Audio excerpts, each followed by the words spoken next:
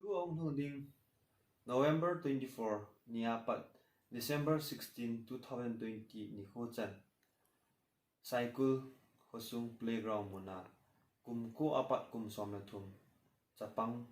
ong khang lending ho a football basic development coaching anaki bowling ei to lonin gamsunga cheng minum ni pa ulanau te ho i chate inau teo football ama lunglut na le thanup na nei ho zo se ega pansa chi thei ding win din na le het sa na ka hin nei details het be nom ho digin anoya hin phone number ongki peding hin echi phone number chu contact involve wa information detail ta azong i het be thi chi ding win